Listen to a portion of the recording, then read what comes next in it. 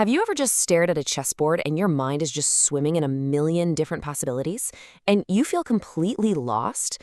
Well, you are in the right place. Today, we're going to give you the keys to unlock the board, turning all that chaos into crystal clear tactical vision with one simple but really powerful method. So, why do we miss those winning moves? I mean, it is the single most frustrating part of chess, isn't it? You make your move, you hit the clock, and then boom, in that split second, you see it all. The beautiful combination you just missed, or the simple blunder that's about to lose you the game. You're not alone, and believe me, it's a problem we can absolutely fix. But here's the secret. Seeing these moves isn't about being some kind of chess genius. It's not a magical talent you either have or you don't. It's really, really simple. It's about having a method, a checklist you can apply on every single move to see the board with total clarity. Okay, let's dive into this. We're going to start by really defining the core problem that holds so many players back. You know, most chess games, especially below the master level, they're not decided by some deep 20-move strategic plan. Nope, they're won and lost on simple mistakes. A piece gets left undefended, a basic tactic is overlooked. So the goal isn't just to stop making these mistakes yourself, it's to build a system for spotting your opponent's mistakes before you even touch a piece. So how do we build that system? Well, we're going to install a super simple but incredibly powerful 3-point checklist that's going to become your new automatic pre-move routine. And this is it. This is the whole framework. First, you're going to scan for all the attacked pieces. Second, you're going to spot any piece that is completely unprotected. And third, you'll look for those classic tactical patterns that use all that information. So, let's jump into part 1 of our checklist. First up, we're focusing on the most immediate dangers on the board. Think of these as the big, flashing red flags, pieces that are currently under attack. Now, it's not enough just to see that a piece is attacked. You got to do the math. You have to count. So for instance, in this position, you can see the white knight on f5 is attacked twice by black's knight and queen. But it's also defended twice by white's queen and bishop. 2 attackers, 2 defenders. So for now, it's safe. See, that simple counting exercise prevents countless blunders. All right, let's move to step 2. Now, this one is a little more subtle, but honestly, this is where the real magic happens. This is where winning tactics are born. We've checked the pieces that are actively under fire. Now, our focus is going to shift to something just as important, spotting the unprotected pieces. An unprotected piece, it's like a weak spot in a building's foundation. Even if nothing is attacking it right this second, it's a potential target. Your tactical brain should light up like a Christmas tree whenever you see one. In this position, look at black's rooks over on a8 and h8. They have 0 defenders.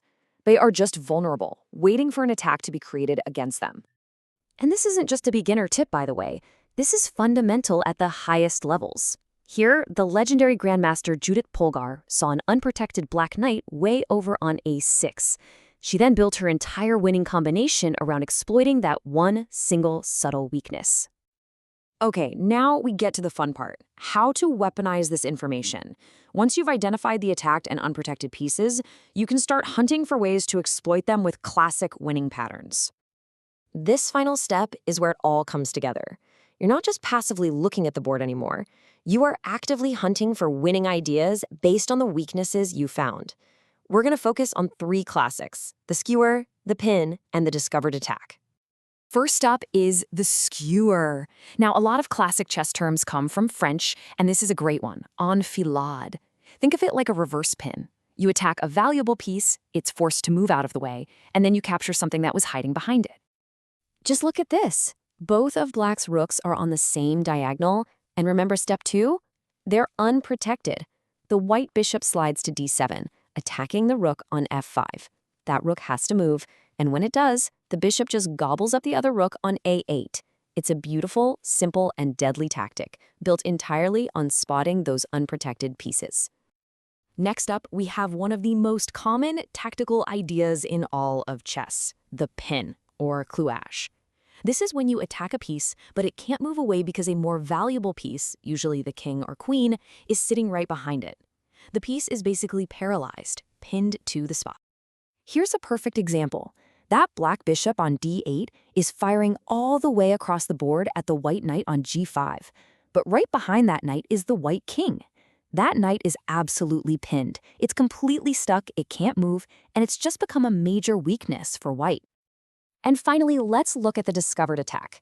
Think of this one like an ambush. You've got a powerful piece like a rook or bishop aiming at something important, but it's blocked by one of your own pieces.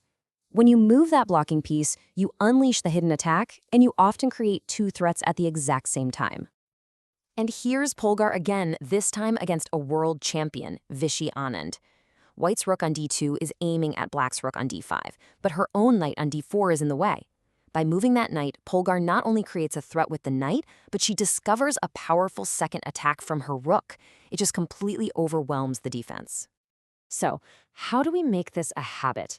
Because this isn't just a collection of ideas, it's a routine. It's a mental muscle that you have to build into your thought process for every single move. Here it is one last time. This is your new path to tactical clarity. Before you make any move, you consciously run this checklist.